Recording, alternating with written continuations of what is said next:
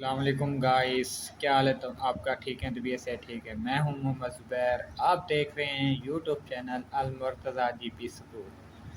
कल हमने पढ़ा था चैप्टर नंबर 1 नाइन्थ क्लास कालिब, और उसके हमने पढ़ा था कतार क्या होती है और कालम क्या होता है। आज हम करने जा रहे हैं एक्सरसाइज 1.1 और क्वेश्चन नंबर 1 में कहता है दर्ज झेल का मुरतबा बयान करें। क्या कहता है? दर्ज झेल का मुरतबा बयान करें। तो अब हम पहला सवाल करते हैं। पहले सवाल में वो क्या देता है? हमें देता है ए इज़ इक्वल टू किसके बराबर है? हमारे पास बराबर है 2 3 5 और 6। 2 3 5 और ये 6। इसमें हमने ये बतानी है कि इसमें कॉलम को कितने हैं और रो कितनी हैं। ठीक है, सबसे पहले हम बात करेंगे कॉलम में। कॉलम की बात करेंगे। कॉलम ये देखें कि यानी रो की कतार की बात करेंगे। कतार कितनी है? एक ये कतार हो गई और दूसरी कतार ये हो गई। अब कॉलम की बात करें, यानी ये R1 हो गया, ये R2 हो गया। ठीक है, और ये C1 हो गया और ये क्या हो गया? C2 हो गया।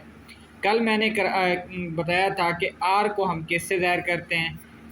M से ज़ाहिर करते थे, और C को हम किससे ज़ाहिर करते थे?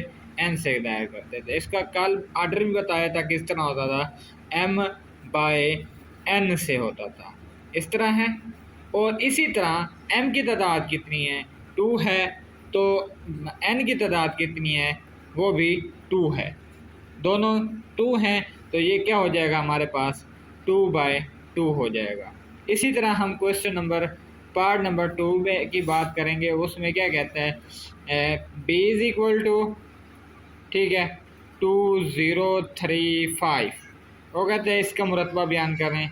सबसे पहले देखना है कि इसमें कॉलम कितने हैं? 2 हैं, और रो कितनी है? 2 हैं। यानी सबसे पहले कतार को देखना था, कतार कितनी है? इसमें 2 हैं, और उसके बाद कॉलम कितने हैं? 2 हैं। इसका आर्डर क्या बनेगा?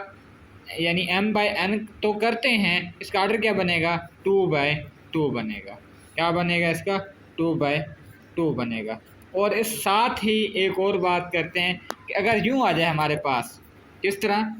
2 इज़ इक्वल टू 2 और ये 4, ये किसके बराबर है? C के बराबर है। ठीक है, इस तरह आ जाए तो इस तरह किस तरह करेंगे? इसमें कतार कितनी है? कुछ है ना, कतार 2 लिख देते हैं, इसका आर्डर गलत लिख देते हैं। अब इसमें कतार कितनी है? एक कतार है। और कॉलम कितने? 1 और 2। ठीक है, कितने हैं? 2 हैं। तो अब इसका आर्डर क्या बनेगा? यानी M/N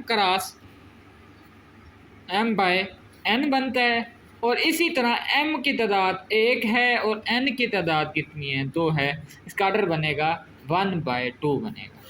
एक और है, इसका क्या बनेगा? 0 और ये 6, और ये किसके बराबर है? D के बराबर है। इसका आर्डर किस तरह बनेगा? ये देख, कतार 1 कतार, 2 कतार और ये 3 कतार, और यानी और कॉलम कितना है? 1 है हमारे पास। यानी M की तादाद कितनी है? 3 है, और N की तादाद कितनी है? 1 है। तो और इसका आर्डर क्या बनेगा? M/N करते थे, और इसी तरह यह क्या बनेगा? 1/3/1 बनेगा। इसी तरह करेंगे। और इसी तरह एक सवाल बचा है, 2 सवाल बचे हैं, वो आपने खुद करने हैं। और आपके असाइनमेंट के तब एक कल मुझे बताना है कि आपके सवाल किस तरह हुए हैं, ठीक हुए हैं या ठीक नहीं हुए। ठीक है, और आज हम एक और एक्सरसाइज यानी उसी का तीसरा सवाल करने जा रहे हैं, जो कि बहुत ही अहम होता है। ठीक है, बहुत ही अहम होता है। तो उसमें क्या करेंगे? सबसे पहले वो बराबर है A/C किसके बराबर है? और C-A किसके बराबर है? और A/2B, ठीक है, A/2B बराबर है 4D-6, और उसके बाद ये है हमारे पास 0-7 और 3 और ये 2D। ये सवाल है। ठीक है, और इसको सोल्व कैसे करेंगे? अब जिस तरह हम है ना करते थे, कालिब का जो होता है पहला हिस्सा जो होता है जहाँ पर बराबर आ जाए वो दूसरे के बराबर होता है। ये इधर A और इधर B हो, इधर C हो, इधर D हो, इधर A हो, इधर B हो, इधर C हो, और इधर क्या हो? D हो। ठीक है, वो किसके बराबर होंगे। यानी पहला ए जो होता है यानी बराबर आ जाए, पहला ए पहले के बराबर होता है, दूसरा बी दूसरे बी के बराबर, तीसरा तीसरे के बराबर, चौथा चौथे के, पांचवा पांचवें के, इसी तरह है ना बराबर होते हैं। यानी फर्स्ट इसका पहले सेट का यानी पहले मैट्रिक्स का क्या कहता है कि पहला जो हिस्सा है वो ए है, दूसरा भी उसके बराबर होगा। जिस तरह हम ये करते थे 3 जमा 1 और इज इक्वल टू बराबर है 2 जमा 2, बराबर तो वही है, ये भी 4 बराबर आ रहा है, ये भी 4 बराबर आ रहा है। इसमें इसी तरह इसी सवाल में भी यही कुछ करते हैं। अब सवाल को अच्छी तरह देखें, हमने सवाल को हल किस तरह करना है।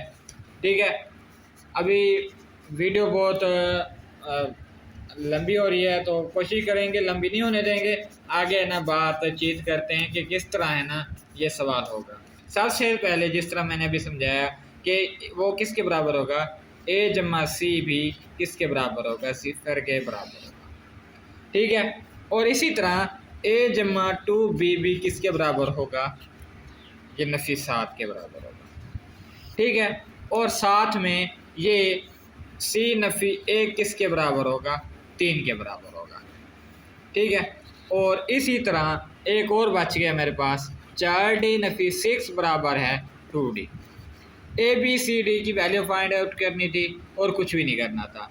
अब सबसे पहले ए जमा सी है, ए की वैल्यू में 3 है, सबसे पहले इसको यूँ हल तो कर देते हैं, ए नफी क्या हो जाएगा, सी हो जाएगा। आगे हम जब सी की वैल्यू पुट करेंगे इसमें दर्ज कर देंगे, ए की वैल्यू भी आ जाएगी।